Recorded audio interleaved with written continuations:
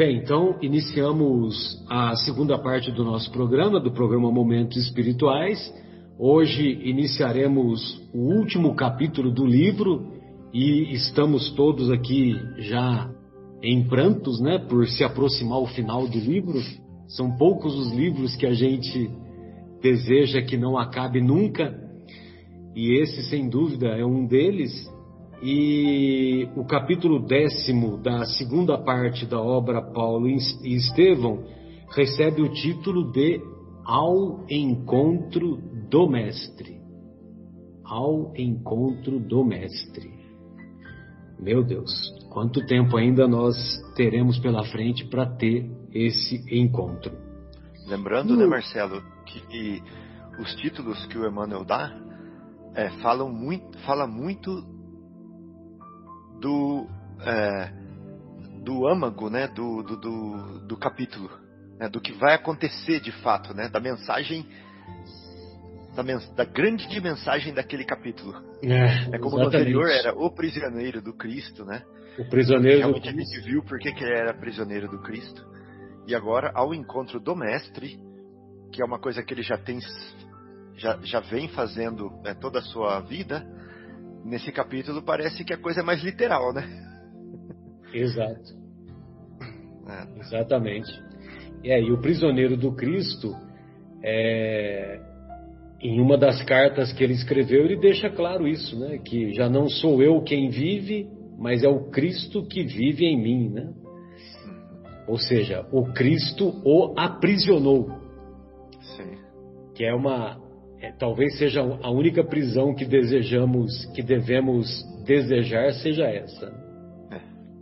E aí, então, no capítulo anterior, o capítulo anterior termina com a absolvição do processo de Paulo, né, que, sem dúvida, por influência do Acácio Minúcio e da Popeia Sabina, que é a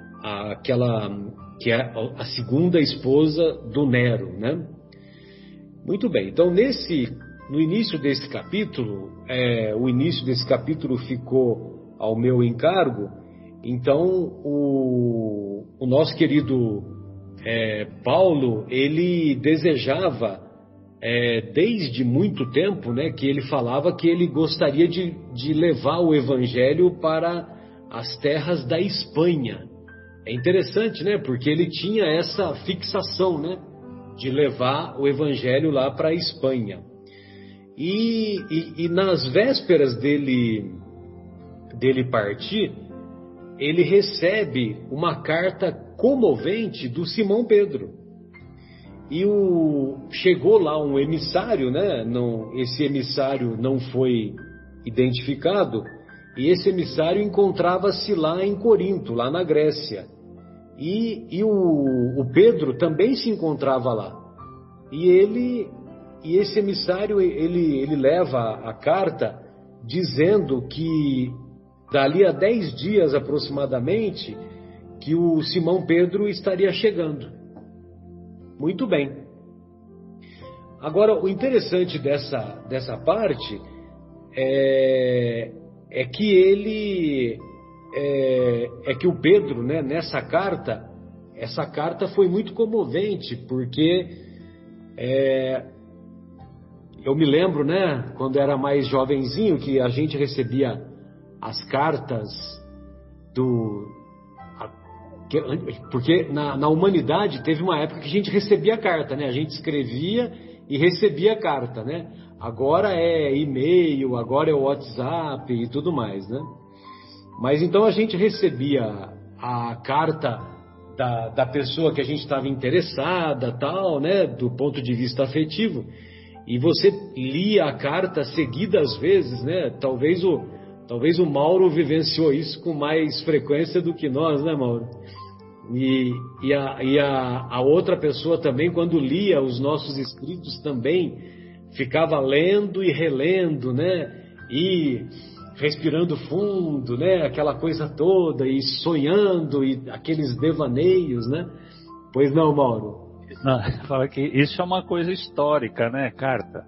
É histórica, tanto que tem muita gente que nem sabe o que é carta mais hoje em dia, né? Exato. Você pegar para um menino aí de 10, 12 anos e falar que existia carta, ele vai achar uma coisa até meio estranha.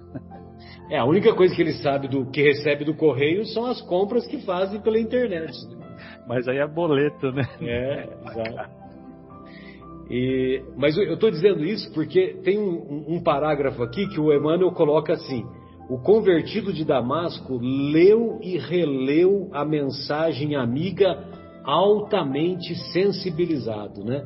Ou seja, ele ficou emocionado, né, de ver as palavras do Pedro, e o Pedro confiava ao amigo as suas últimas desilusões na Ásia, e ele se encontrava vivamente interessado em se mudar para Roma. E ele também, igualmente, se encontrava interessado pelo que havia ocorrido com ele, Paulo, em Roma. Porque ele não sabia ainda que o Paulo havia sido absolvido. Então, ele mandou palavras de consolo, palavras de estímulo, para que ele continuasse firme no propósito, né? Então, o Paulo termina a carta, o Pedro termina a carta dizendo que ele iria se demorar algum tempo entre os romanos. Bem, pelo emissário de Corinto, como eu disse agora há pouco, dali a 10 dias o Pedro estaria chegando no porto lá de Óstia, né? E aí, quando o Paulo recebe essa informação que o Pedro chegaria lá em Roma, ele lançou mão de todos os esforços para bem receber, não somente o Pedro, como os seus familiares, e a princípio ele não sabia que o João também iria, né? Mais para frente nós vamos ver que o João também foi para Roma. Mas então ele preparou lá, movimentou lá os amigos para que os amigos preparassem uma casa modesta junto com ele para poder alojar a família da melhor maneira. Então ele procurou criar o melhor ambiente e, valendo-se do argumento de sua próxima excursão à Espanha, ele indicou as necessidades de Simão para que nada faltasse. Ele transportou tudo que possuía em objetos de uso doméstico do singelo aposento, né, de onde ele tinha um aposento que ele pagava aluguel, e esse aluguel próximo da Porta Lavernal. Eu fui dar uma pesquisada nessa Porta Lavernal e ela ficava próximo do Aventino e não muito distante do Palatino, né, que era a residência da alta cúpula do governo de Roma. E então lá onde ele morava, então ele pegou alguns pertences para levar para a casa que estava sendo preparada para o Simão Pedro. E esse exemplo de cooperação foi altamente apreciado por todos. Olha só que interessante. Mesmo nos pequenos acontecimentos, o Paulo usava de toda a sua energia amorosa, de toda a sua energia e capacidade de dar bons exemplos para mostrar a importância da cooperação.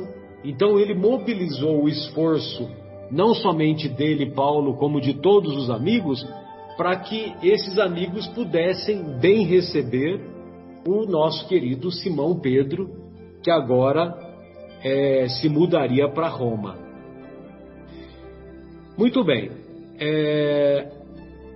Quando chegou lá, informado de que a embarcação entrava no porto, o Paulo foi para Óstia acompanhado de Lucas e Timóteo.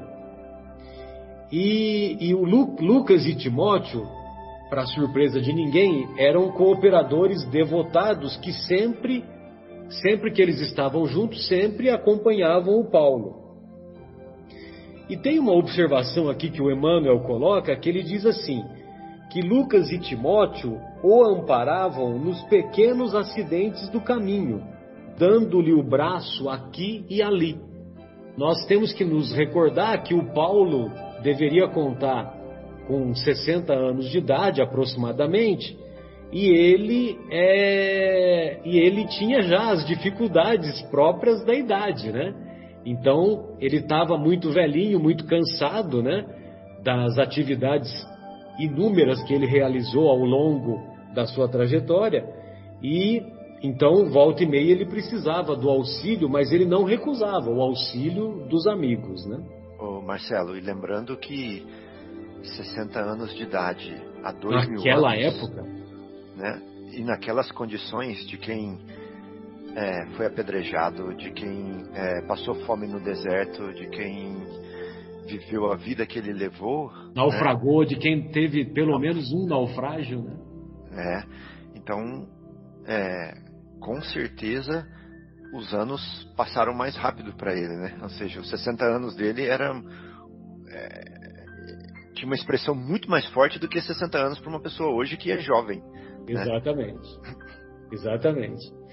É o seguinte, hoje em dia é muito comum, viu, Mauro, Vera, estimados ouvintes, é muito comum porque tem a lei lá que beneficia a pessoa que tem mais de 60 anos, né?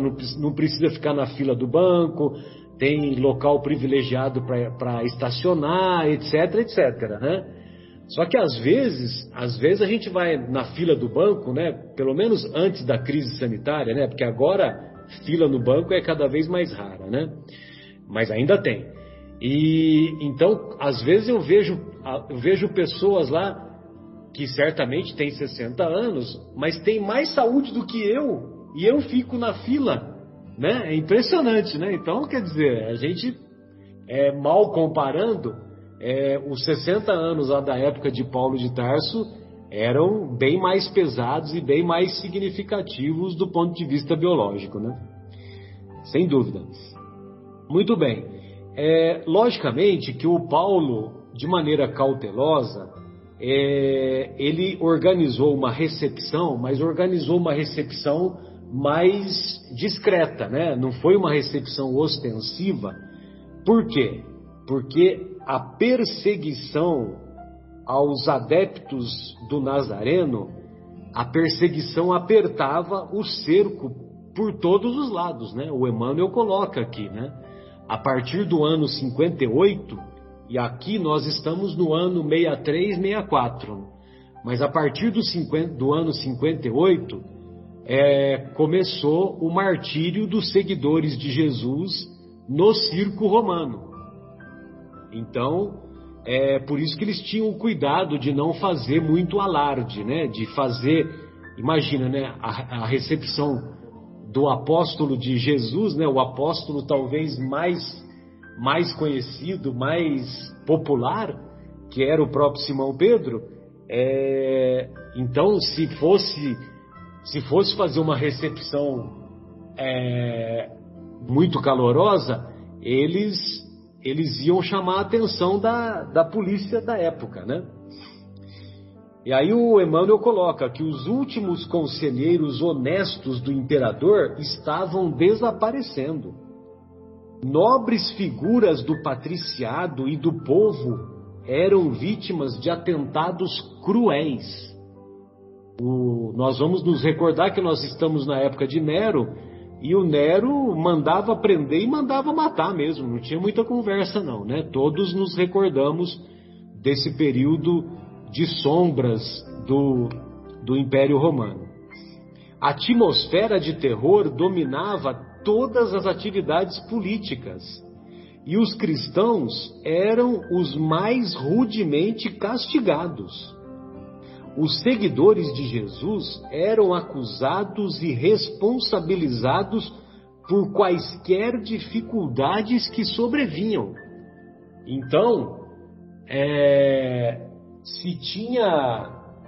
se tinha lá o inverno mais rigoroso, como diz aqui o Emmanuel, a culpa era dos cristãos. Se tinha dificuldades no governo romano, a culpa, a responsabilidade era dos cristãos.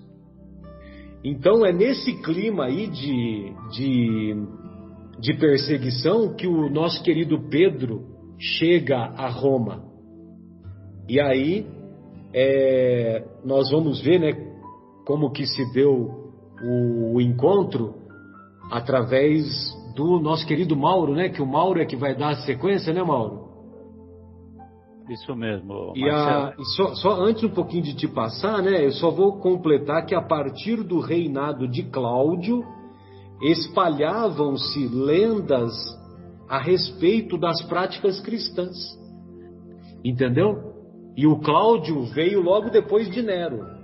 Logo depois de Nero é que veio o imperador Cláudio. Aliás, Cláudio significa aquele que manca, né? E parece que esse imperador Cláudio, ele mancava. E, infelizmente, na história, ele também deu muitas mancadas.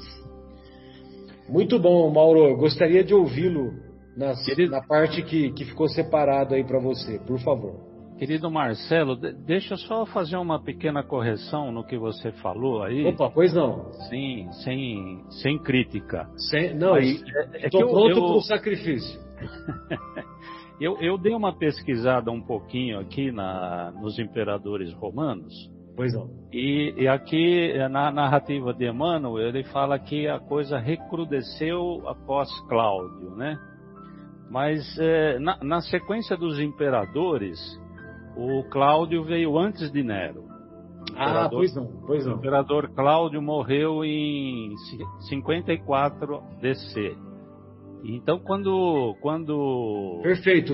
Eu me confundi, porque o Cláudio, acho que ele se segue ao Calígula. Então, acho que é por isso que eu me confundi. Então, você viu aí na sequência? É Calígula, Cláudio e Nero. O Cláudio só não tem tanta relevância, mas eu acho interessante, 2 minutinhos de comentário, né? Lógico. A história conta, pelo menos a história tradicional, que o imperador mais cruel com os cristãos começou com Calígula. E Cláudio era tio de Calígula. Isso. Ele era manco, ele tinha algumas deficiências, ele era meio bonachão e tal, e ele era uma figura assim meio relegada no Império, né? Então o pessoal não dava muita bola para Cláudio. E só começaram a dar mais importância para o Cláudio quando o Calígula, que era seu sobrinho, passa ele a ser cônsul e senador. Então aí é que ele começa a ter um pouco mais de relevância. Perfeito, obrigado pela correção, viu? É isso mesmo. E aí os pretorianos, que eram a guarda que protegiam os imperadores, assassinam Calígula. E aí quem assume o poder foi Cláudio. Porque Cláudio, eles achavam que ele seria facilmente manipulado pelos guardas pretorianos, e na verdade não aconteceu isso, né? Porque Cláudio na história é um dos imperadores que fizeram mais conquistas para o Império Romano. E não consta muito, e consta na história também, que ele não era um imperador mau, um pouco diferente do que está colocado aqui. Mas aí tem uma coisa que eu achei interessante, porque eles eram da linhagem Júlio-Claudiana. Então eu acho que quando Emmanuel se reporta, diz que os Cláudios, ele não está falando do imperador Cláudio, mas ele está falando da linhagem dos Claudianos, que começou um pouco antes de Calígula. Calígula foi o terceiro imperador Júlio Claudiano, né?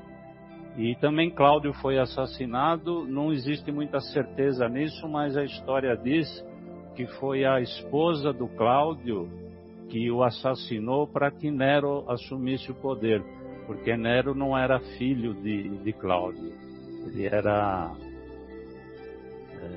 filho de uma outra pessoa que eu não sei quem, né? Mas isso é só uma curiosidade. Então era Nero. Ele era filho dela mesma. Oi? Ele era filho dela mesma, da esposa, Agripina. Sim, mas era de um outro pai, não era de Cláudio. Exato, é isso mesmo. Então, e aí Nero continuou a atrocidade contra os judeus, e talvez ele foi até mais cruel do que Calígula, né? Então, acho que Emmanuel, quando se refere a Cláudio, ele se refere à linhagem Júlio-Claudiana. Por isso que ele fala que Cláudio aumentou a... Bom, mas isso é só uma curiosidade, né? Muito bom, então, bem lembrado. Então, pela narrativa aí do Emmanuel, continuando, né? Ele fala que nas arenas se sacrificavam os cristãos à torta e à direita, né? E até tem uma coisa interessante, que ele fala que nessas festas eram distribuído trigo ao povo. Então aí até me vem com esse ditado que a gente fala que dá-se pão e circo para o povo, né? Então, como o povo queria diversão, queria circo, e aí eu posso até entender que dá impressão nisso no texto, né? Que o povo ávido para conquistar esses alimentos que eles distribuíam nas arenas, né? Eles acabavam até, entre aspas, entregando aqueles que eram cristãos, né? Para que fosse dado mais circo ao povo. Então, eu achei isso interessante. Interessante entre aspas, né? Isso não era interessante, era cruel demais, né? Então, Emmanuel continua a narrativa dizendo que até os cristãos imbeles ou ímbeles, né? São aqueles que não são belicosos, aqueles que não gostam de confusão, até eles eram considerados revolucionários e, por ser revolucionários, mereciam ser mortos lá na arena. E isso acontecia com os mais pobres, né? Mas com os mais abastados, existia uma certa leniência, né? Os mais ricos, como sempre, eram privilegiados e deixados para um segundo plano, né? Mas os mais pobres, os operários, os plebeus, eram martirizados a centenas, né? Então é até por isso que quando Simão Pedro chega em Roma, os adeptos não fizeram nenhum alarde, né? Até para não chamar a atenção que estava chegando na região um grande representante do Evangelho do Cristo, né? Então parece que ele foi recebido assim com bastante parcimônia, sem muita festa, como os cristãos acho que gostariam de fazer uma recepção grandiosa para Simão Pedro, né? Então o Paulo recebe Pedro com imensa alegria, o Pedro traz a esposa, traz os seus filhos, junto com João que o acompanha, né? E nessa altura é que Paulo fica sabendo da morte do Tiago e das maldades que estavam sendo impostas à igreja de Jerusalém pelo Sinédrio. Então eles conversam bastante sobre as suas trajetórias, as peregrinações que eles vinham sofrendo, e aproveitavam para falar sobre todas as passagens que eles tiveram, e sempre dizendo que aquelas dores que ambos sofriam, né, tanto Paulo quanto Pedro, eram como se fossem láureas, né? Porque Cristo sempre falava isso, que o evangelho dele seria, até como a gente estudou na semana passada, né? Seria que teria vindo a espada e não a paz, né? Então é uma relação que a gente pode fazer aí sobre a conversa que eles tiveram, né? Que eles encontraram muitas batalhas pelo caminho, mas que isso eram dores e desilusões que seriam como láureas para a vida deles. Então, depois desse primeiro encontro que eles tiveram, eles vão lá para a casinha que Paulo reserva para Pedro, e Pedro se acha num mundo totalmente diferente, né? Imagina comparar aqueles lugares da Ásia onde eles percorreram na divulgação do Evangelho até chegar em Roma, né? Que Roma era a capital do mundo, né? Então, eu tenho a impressão que Pedro se sentiu assim, realmente, não digo deslumbrado, mas foi uma coisa totalmente diferente para ele encontrar um povo, uma nação desenvolvida como Roma, né? E quando Pedro chega, ele dá um reforço para Paulo, né, na divulgação do Evangelho. E então começa a crescer o trabalho da divulgação do Evangelho, mas mesmo assim o Paulo não abandona a ideia de ir para a Espanha. E até ele faz um comentário, né, que apesar da rogativa que todo mundo para que Paulo fique, né, ele diz que ele tinha a missão dele a cumprir, mas que o Pedro substituiria com vantagem, né? Então que os cristãos ficassem tranquilos, né? Que eles teriam um condutor à altura. Então ele realmente resolve ir para a Espanha. Ele vai acompanhado de Lucas, Timóteo e Demas. Vai cheio de novos projetos. Interessante que a gente não encontra muita coisa sobre Demas, né, no Ato dos Apóstolos. Tem apenas algumas citações muito breves, né, no Ato dos Apóstolos, mas não se fala muito sobre Demas, então a gente não tem muita informação, diferentemente de Lucas e Timóteo, que eu acompanho. Então eles saem em viagem e chegam primeiro ali no sul da França, né, na região da Gália. Depois onde Pedro sempre aproveita as passagens dele pelas regiões para divulgar um pouco o Evangelho. Então ele faz isso na França, que era Gália, o nome era Gália antigamente, né, da França. E depois que eles vão para o território espanhol, descendo pela região da França, eles chegam ali na região da Catalunha hoje, né, que era a região de Tortosa. E sempre trazendo novos adeptos para Cristo e dando sempre uma luz nova ao espírito sofrido do povo. Entretanto, em Roma, a situação continua se complicando.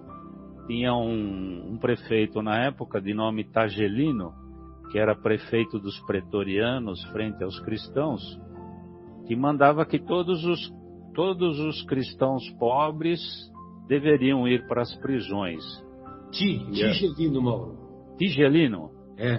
Tigelino. Isso.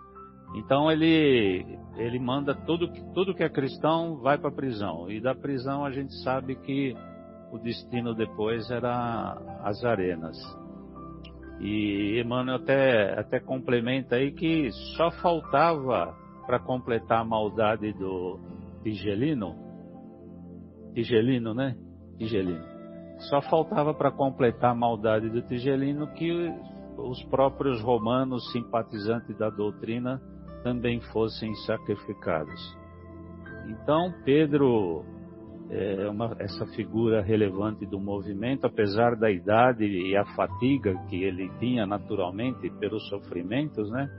Ele não tinha descanso e a todos que chegavam para ele sempre dedicava o máximo carinho, o máximo cuidado. Eu acho que eu me enganei, eu falei Paulo, né? Então, voltando aqui, Pedro, que era uma figura bastante relevante no movimento, substituía Paulo, né? Apesar da idade que ele tinha, ele não tinha descanso e todo mundo que lhe recorria, ele atendia, devotava o máximo cuidado a todos e à causa do Cristo. Se ele achou que ele ia viver uma vida de aposentadoria lá em Roma, né? Como se fosse Águas da Prata, Poços de Caldas, né? Verdade. Águas de São Pedro, né? Essa coisa toda. Então ele se enganou, né? Porque chegou lá, não tem conversa, né? O discípulo, né, Fábio? O trabalho é comprometimento o tempo todo, né? Não tem descanso. Impressionante, né? E como o Paulo não estava presente, sobrava para ele, né? Porque o Paulo foi tirar umas férias, né? Entre aspas, lá na Catalunha, né? Na Catalunha, na região de Tortosa. Tortosa. Pois é. Ele tinha que empunhar a espada do Cristo. Uma outra coisa que chamou a atenção no trecho seu, que eu fiquei assim emocionado, sabe, o Mauro, é que tem um determinado momento, um pouquinho antes, que quando Paulo se encontra com o Pedro, eles ficam conversando, né, dos últimos acontecimentos e tal, né, e foi aquela conversa que eu imagino que de uma espiritualidade muito elevada. E aí o Emmanuel coloca assim: Paulo, por sua vez, relatou as tarefas recebidas de Jesus nos últimos anos. E era de ver-se, né? O comentário do Emmanuel é brilhante, né?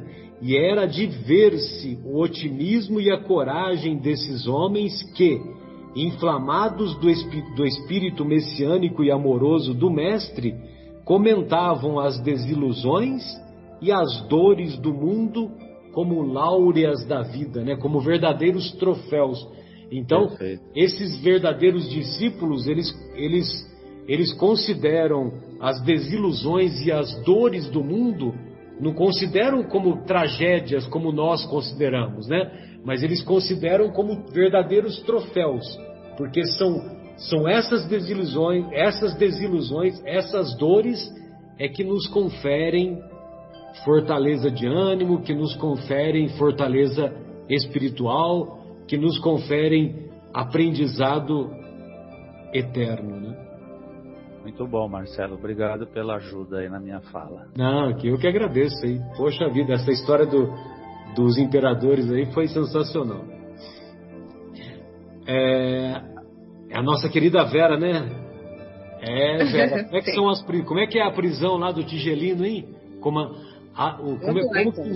que os cristãos viviam lá na prisão na época de Tigelino? Era uma molezinha, né? Tinha 3 refeições por dia, né? Igual agora, né? Viu, vamos lá. Então, Pedro, nesse pique todo, que ele não parava, igual Paulo, né? O que movia esses homens, às vezes eu penso, né? Não havia dificuldades que o impedia. Tudo em nome do quê? Em nome da causa, tudo em nome da verdade. Verdade que ele mesmo foi testemunha, né? Pedro conviveu com Cristo, né? Com Jesus, né? Tudo em nome de Jesus. Ele cuidava dos doentes, pregava nas catacumbas, percorria longas distâncias, sempre bem animado e satisfeito, né? Tanto que eu vou ler o trecho aqui, ó. Os cristãos do mundo inteiro jamais poderão esquecer aquela falange de abnegados que os precedeu nos primeiros testemunhos da fé, afrontando situações dolorosas e injustas, regando com sangue e lágrimas a sementeira do Cristo, abraçando-se mutuamente confortados nas horas mais negras da história do Evangelho, nos espetáculos hediondos do circo, nas preces de aflição que se elevam dos cemitérios abandonados. Para a gente poder sentir mesmo, né? Acho que não dá para a gente imaginar o que foi isso. Com tanto sofrimento, tudo, e eles unidos, né, por essa fé, por esse objetivo. E tá lá o Tigelino, né, perseguindo os cristãos, né? E João foi preso enquanto ele pregava, porque ele estava se despedindo dos confrades, porque ele ia retornar para a Ásia, né?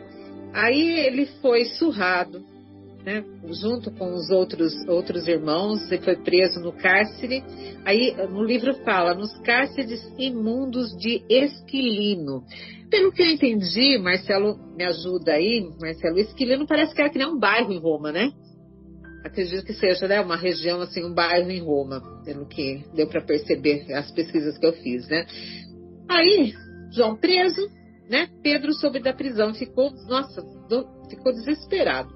Ele começou a buscar ajuda dos seus amigos, mas os amigos dele eram os pobres, não tinha influência política, né? Exatamente, viu, Vera? O Esquilino, desculpe, querida, o Esquilino era um bairro de periferia, né? Era um bairro da camada mais pobre da população da época, entendeu? Obrigada. Desculpe, só para confirmar. Isso. Então, Pedro, desesperado, né, começou a buscar a ajuda dos amigos, que a maior parte dos amigos dele pobres, né, não tinham influência política, e os mais abastados, o momento estava tão delicado, que eles não queriam intervir em nada, né, eles ficavam na dele. A perseguição e a tirania com os seguidores do Cristo estava muito, muito ardente, muito forte. Mas isso não foi motivo para Pedro desanimar de jeito nenhum. Ele precisava salvar João de qualquer jeito, era o intuito dele, ele precisava salvar o João. Então ele reuniu uma assembleia dos amigos mais íntimos dele para ver o que eles fariam, né? Aí lembraram de quem? De Paulo. O Paulo que foi para a Espanha, que estava na Espanha uma hora dessa, meu Deus do céu, né? E Paulo era muito querido ali de pessoas influentes em Roma. E o livro até cita, né, alguns nomes que a gente já viu no decorrer do livro, a Popeia Sabina, né, o Afrânio, os Burros, o Acácio, todos de grande influência que poderiam estar intervindo e ajudar a soltar o João, né? Então, só Paulo poderia ajudar João. Então, mas o que acontecia nessas prisões de Roma? Eu vou ler o trechinho aqui porque é muito marcante esse pedaço, para mim me impressionou muito, né? Comentava-se o caráter da urgência, então, de intervir aí na soltura de João, mesmo porque numerosos cristãos morriam todos os dias na prisão do Esquilino, vítimas das queimaduras de azeite fervente. Tigelino e alguns comparsas da administração criminosa distraíam-se com os suplícios das vítimas. O azeite era lançado aos infelizes no poste do martírio. Outras vezes, os prisioneiros maniatados eram mergulhados em grandes barris de água em ebulição. Não consigo imaginar o que seja isso. Então, o prefeito dos pretorianos, o Tigelino, exigia que os correligionários assistissem ao suplício para escarmento geral. Os encarcerados acompanhavam as tristes operações banhados em pranto silencioso.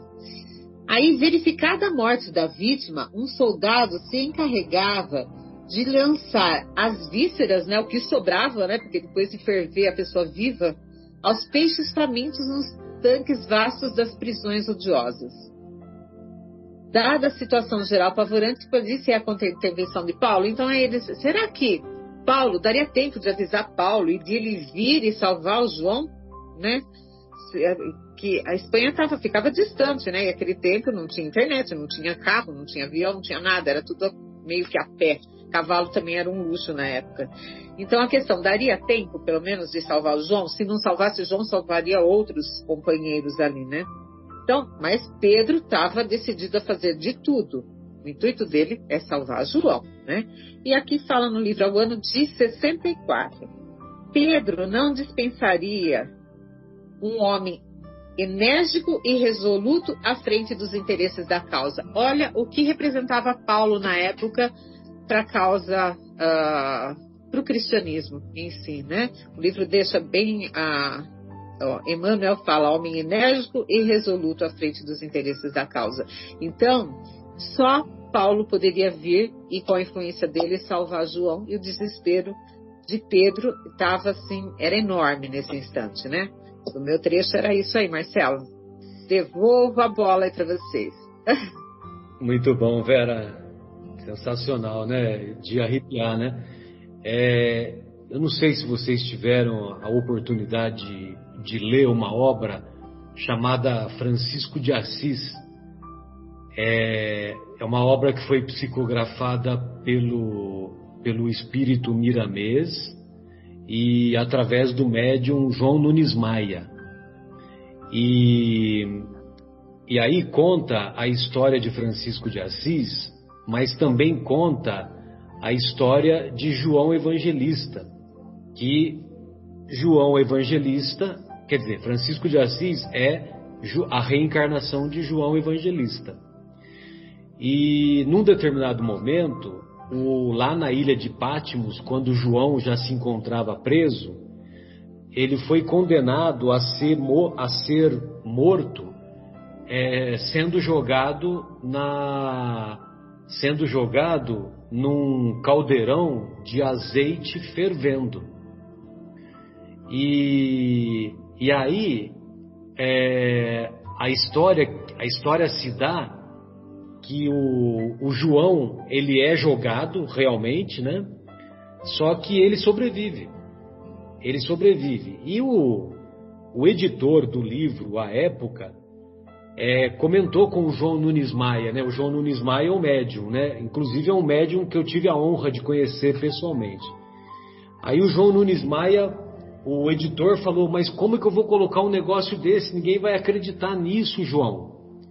Aí o João fala: olha, eu vi a cena, é como se ele tivesse com uma roupa de astronauta, que ele ficava impermeabilizado, entendeu?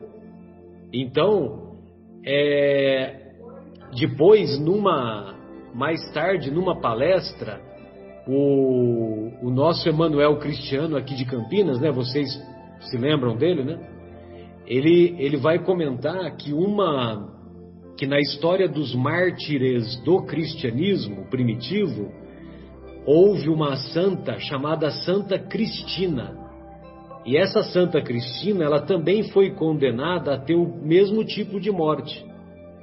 E quando ela está próxima de ser jogada ao caldeirão de azeite fervente, ela mesma mergulha no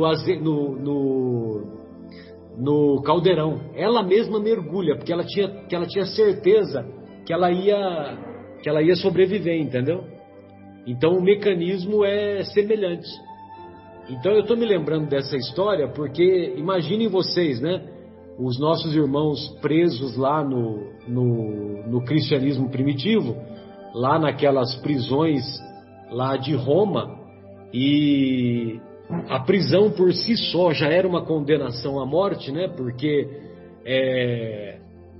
a prisão ela era mantida de propósito, mantida com higiene inadequada, a alimentação era deficiente, né? Para dizer o mínimo. Então imaginem vocês, né? Como que era morrer condenado naquela época. E ainda tinha essas aberrações das autoridades policiais da época, né? Que provocavam toda essa verdadeira tragédia de morrer com o caldeirão de água fervente, né? Como você descreveu agora há pouco aí para nós, né?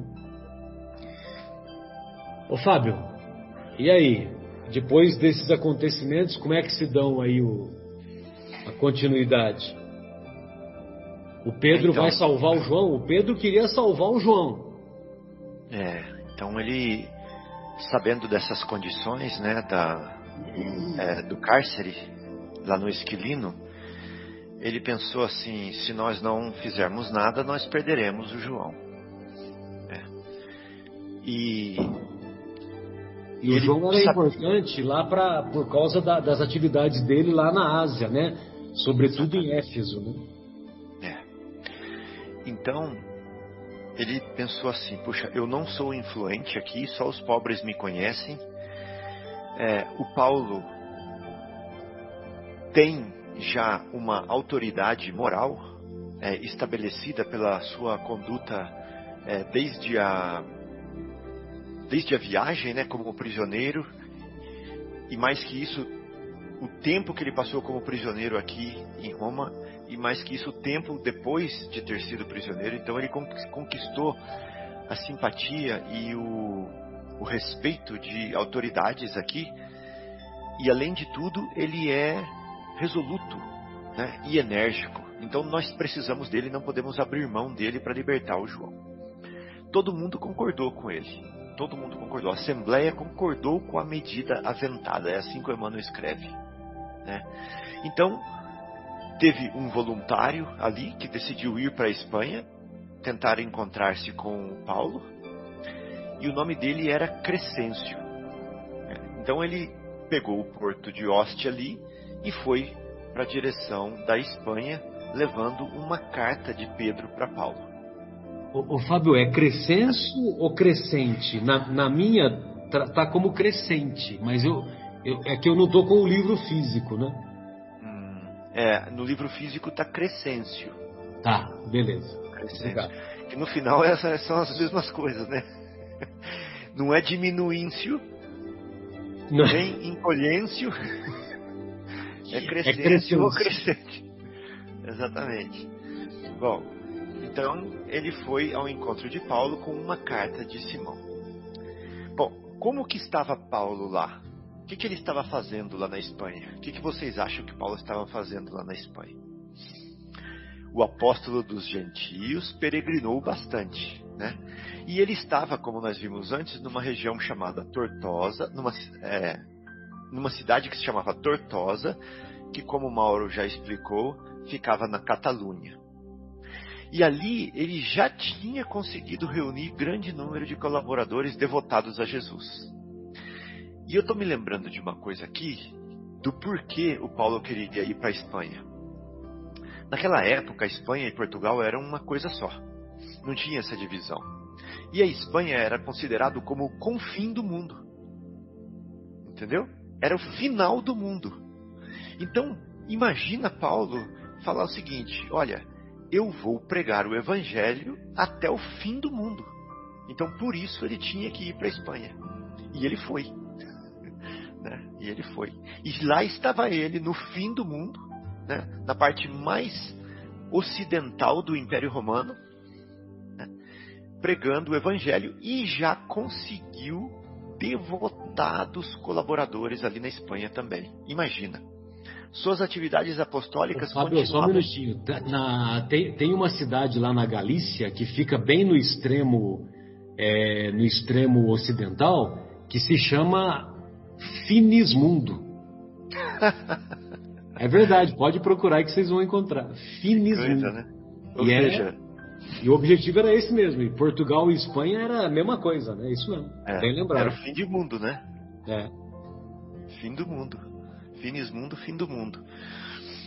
Então, interessantíssimo, né? E o Paulo chegou lá. E realmente, né? Era enérgico e resoluto ou não era?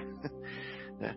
Bom, então as suas atividades apostólicas continuavam ativas lá na Espanha. Lógico que proporcionais à sua idade, ao seu cansaço físico, né? Mas ele continuava muito ativo. E ele continuava com as epístolas da mesma forma, num ritmo menor por causa do seu cansaço, da sua idade avançada, mas não parou. Né? E atendendo... Não, desculpa, eu li uma parte errada aqui. Continuavam atenuadas em virtude do cansaço físico. As cartas não pararam, só diminuíram, né?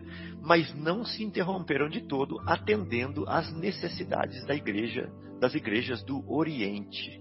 Ou seja, lá da região da Turquia, da região da Síria, da região de Israel. Bom, Timóteo partira da Espanha para a Ásia carregado de cartas e recomendações amigas. O Timóteo, que era daquela região mesmo, né? Então ele voltou para sua região levando as cartas de Paulo a partir dali da Espanha. Em torno do apóstolo agrupara-se novo contingente de cooperadores e diligentes e sinceros. Eu fico imaginando como que o cristianismo cresceu tão rapidamente assim, né? Paulo estava lá e em torno dele já havia um contingente de cooperadores diligentes e sinceros. Em todos os recantos, Paulo de Tarso ensinava o trabalho e a renúncia. Então, era uma renúncia constante. Ele ensinava a paz de consciência e o culto do bem. Como que você ensina a paz de consciência para alguém, hein, gente? É só se você a tiver de fato, né? E como que você tem a paz da consciência? Vocês lembram da resposta de Emmanuel? É o dever cumprido. Né? Paz de consciência é o dever cumprido. E como que você ensina o culto do bem? Fazendo. Né? E como que você ensina a renúncia? Renunciando. E como que você ensina o trabalho? Trabalhando. Então o Paulo era o que ele ensinava. Né? Ele era o que ele ensinava. Quando planejava novas viagens na companhia de Lucas, ou seja, ele queria descer mais a Espanha, né, na direção do Atlântico, eis que surge em Tortosa o mensageiro de Simão. Então ele encontrou com Paulo finalmente o Crescêncio e deu a carta para o Paulo ler.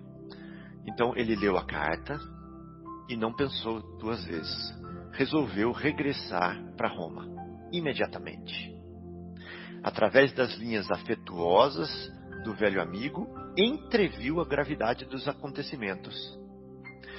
Mas o que me chamou bastante atenção aqui não foi que ele pensou tanto em João, mas ele pensou no Evangelho.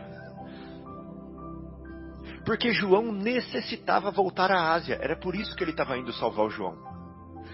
Porque o corpo de João, perder João, o corpo físico, era grave, mas era grave não continuar com o Evangelho lá na Ásia. Né? Além disso, João necessitava voltar à Ásia, não ignorava a influência benéfica que ele exercia também em Jerusalém. Em Éfeso, onde a igreja se compunha de elementos judaicos e gentios, João fora sempre um vulto nobre e exemplar, indene de espírito sectarista, ou seja, ele não tinha espírito de seita, ele era evangelho nos seus atos. Paulo de Tarso passou em revista as necessidades do serviço evangélico entre as comunidades orientais, ou seja, é por isso que ele foi lá salvar o João. E concluiu pela urgência do regresso de João, deliberando intervir no assunto sem perda de tempo. A Ásia não pode ficar sem João. Bom, então esse homem enérgico e decidido... A Ásia não pode ficar sem o Evangelho, né? Exatamente, é isso mesmo. Entendi, é isso aí. Não pode ficar sem o Ampliando, Evangelho. Né? Exato. Ampliando. O homem enérgico e decidido, apesar dos cabelos brancos, mantinha o mesmo ânimo resoluto e firme, elevado, que o caracterizava na mocidade distante. Então, Emmanuel fala assim, favorecido pela grande movimentação de barcos nos princípios de maio de 64, por quê? Porque estava acabando o inverno, né? E estava na primavera e ia começar o verão, então começava a época de navegação, né? Então, favorecido por esse momento, no ano de 64, não foi difícil para ele retornar para Roma, no porto de Óstia, né, junto dos companheiros. Chegando em Roma, Simão o recebeu enternecido. Bom, logo ele já ficou sabendo da situação, ficou sabendo da ação do Tigelino, né? E João continuava encarcerado, apesar dos recursos levados aos tribunais. Então, Pedro, né, em significativas confidências, revelou para o companheiro alguns presságios que ele estava tendo. Falou assim, olha, Paulo, eu sinto que nós estamos, a partir de agora, entrando num momento desafiador para nós cristãos. Eu vi, numa dessas noites, um quadro singular. Eu vi uma cruz de proporções gigantescas, né? E essa cruz parecia envolver com sua sombra todos nós, os discípulos de Jesus. Bom, isso tinha um significado simbólico muito grande, né? Ou seja, a cruz de Jesus estava lançando-se na direção dos discípulos. A sombra dela já estava chegando a eles. A sombra dela como o lado do sofrimento dela, né? Não o lado da elevação que ela traz, né? Mas o lado do sofrimento dela estava alcançando os discípulos. Então Paulo entendeu perfeitamente essa mensagem. Ouviu-o com interesse, manifestando-se de inteiro acordo com os seus pressentimentos. Ou seja, ele também tinha essa convicção de que um momento de sofrimentos estava se desenhando à frente deles. Bom, então, mesmo assim, ele falou assim, vamos libertar João. Vamos libertar João. E como ele saiu lá da Espanha, era maio, né?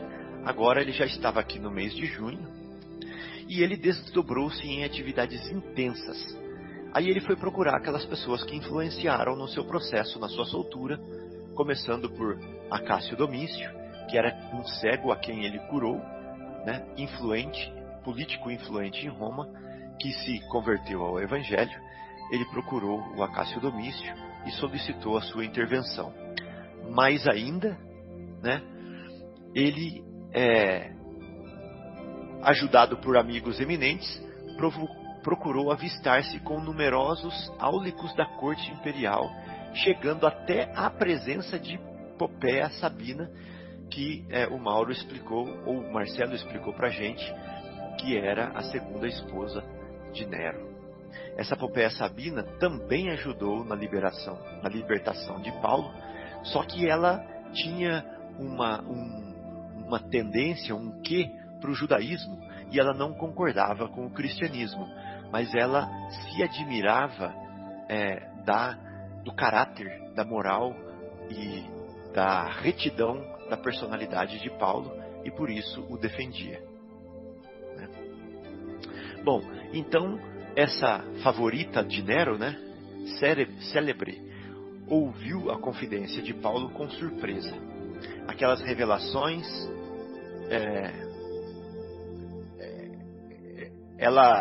aqui o Emmanuel está explicando para a gente que ela não concordava muito, né, com a linha cristã, né, daquela divindade que o Paulo explicava para ela, né? E embora uma inimiga declarada dos cristãos, dada a simpatia que mantinha pelo judaísmo, Popéia impressionou-se com a figura ascética, ou seja, correta, reta, do apóstolo e com os argumentos de reforço ao seu pedido. Sem ocultar sua admiração, prometeu atendê-lo. Então, veja bem, aqui é a esposa atual do imperador que está prometendo atender a Paulo, apontando desde logo as providências imediatas. Bom, então aqui termina essa minha parte e o Marcos vai continuar para a gente. Certo, Marcos? Bem, amigos, muito obrigado. Vamos então dar sequência à leitura do livro Paulo e Estevão. E vimos aí nas leituras anteriores que então o apóstolo João se encontrava preso numa condição preocupante e Paulo iria encabeçar juntamente com seus amigos todo o esforço para a libertação de João, porque o trabalho dele é imprescindível na Ásia, principalmente em Éfeso, né? Isso já se passava um mês. Paulo então procura ajuda do Acácio Domício, né, um simpatizante do cristianismo, e pede para que ele intervenha nessa situação da libertação de João. Só que ele foi mais além, né? Além de Acácio Domício, ele procura amigos que possam elevar ou ter os contatos ainda superiores na corte imperial. E ele vai falando com um, falando com o outro, ele chega à presença de Popéia Sabina, que era uma das favoritas da corte, das favoritas inclusive do imperador, das favoritas no sentido de ela prestava serviços, né? Ela era uma prostituta, digamos assim, que ficavam ali nas orgias da corte junto com o alto escalão da corte imperial. E ele chega até Popéia Sabina, que não era nem uma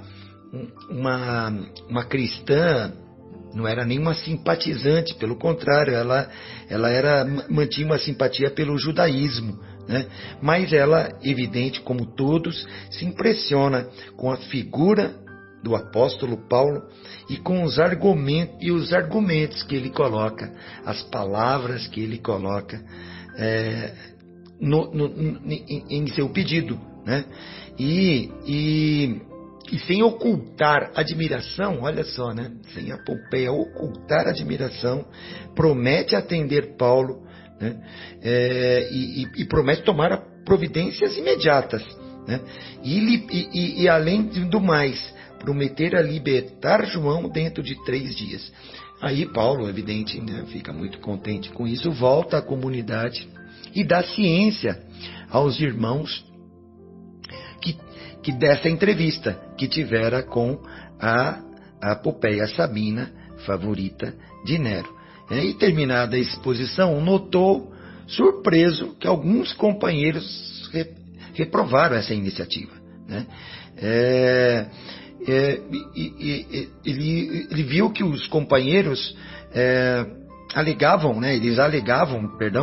que não era louvável dirigir-se a uma cortesã, como diz aqui Emmanuel, cortesã dissoluta, né, para fazer um pedido desses, né?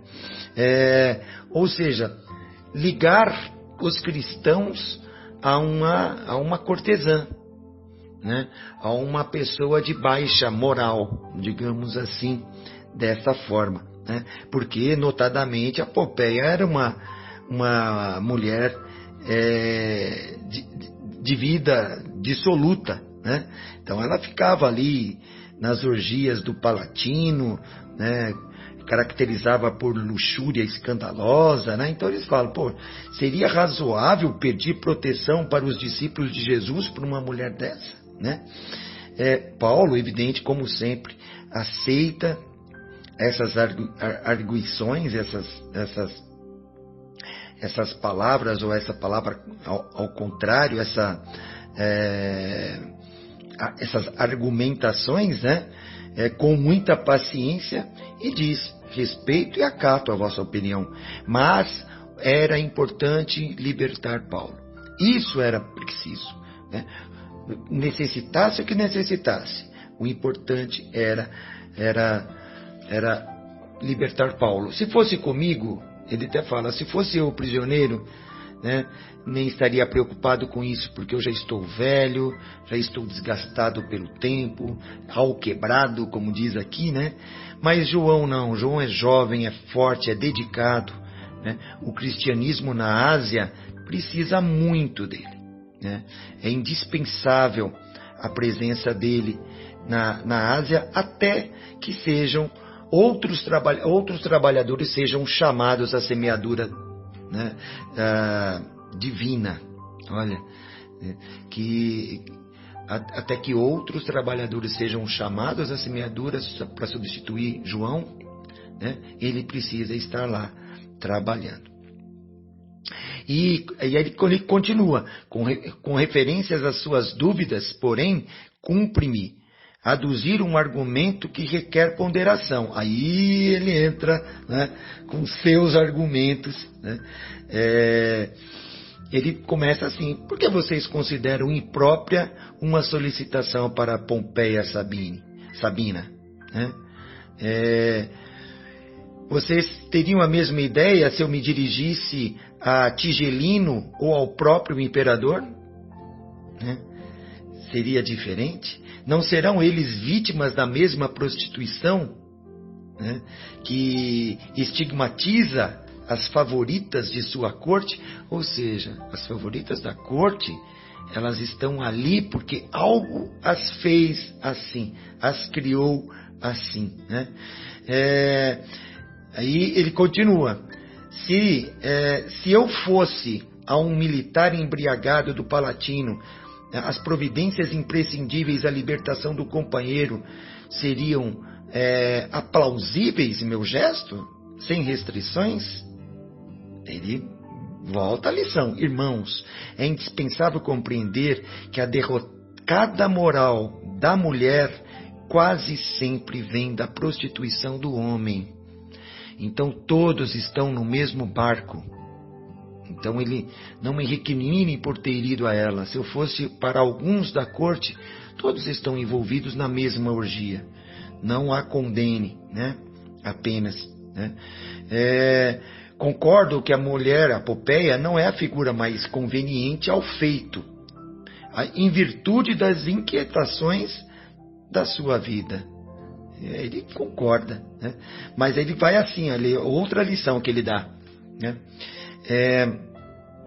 Procurei valer-me de semelhantes recursos, recordando a exortação do Mestre, na qual recomenda ao homem granjear amigos com as riquezas da iniquidade. Iniquidade, exatamente. Granjear amigos com as riquezas da iniquidade. Ou seja, ir aonde aqueles necessitam, aqueles que estão sofrendo ao contrário da moral ou ao contrário da religião. Esses precisam de ajuda. Esses são os mortos que digamos assim, aqui escreve aqui mortos entre parênteses o nosso querido Emmanuel, né? Então, o mestre pede para que ajudemos aqueles que estão necessitados. Ajudemos com palavras. E provavelmente Paulo tocou o coração de Popéia Sabina. Só a presença de Paulo provavelmente já deva ter tocado no coração de Popéia Sabina para que ela repense a sua vida ou para que ela possa mudar a sua condição. As elucidações de Paulo espalhou grande calma no recinto depois de tudo isso. Então Paulo fez os amigos enxergarem que primeiro, deu uma lição, que devemos também ir, que os cristãos devem considerar todos como irmãos, independente da colocação e de que situação moral está um e o outro. Bom, enfim, a promessa não falhava. Em 3 dias, João, o filho de Zebedeu, já estava livre. Olha como Popéia era poderosa, Popéia Sabina era poderosa. João estava abatidíssimo, os maus tratos e a contemplação, afinal ele deve ter ficado alguns meses presos, terríveis do cárcere, haviam mergulhado o espírito em perplexidade dolorosa. Pedro alegrou-se muito, mas o ex-rabino, atento à tensão e o ambiente, sugeriu o regresso de João à Ásia sem perda de tempo. A igreja de Éfeso esperava-o. Jerusalém devia contar com sua colaboração desinteressada e amiga. Agora vamos ver as sequências deste livro no próximo programa. Então, João voltando a Éfeso para a continuação dos seus trabalhos. Muito obrigado, amigos. Fiquem com Deus. Bem, então, após as considerações aqui do nosso querido Marcos, nós encerramos o nosso estudo de hoje e retornaremos na próxima semana, infelizmente próximos de terminar essa obra tão valiosa e tão cara aos nossos corações. Um abraço a todos e, da nossa parte, desejamos que o estudo de hoje possa contribuir para a iluminação de cada um de nós, uma vez que os estudos do Evangelho ou derivados do Evangelho são válidos para qualquer local, tempo e circunstância em que nos encontremos. Um grande abraço a todos.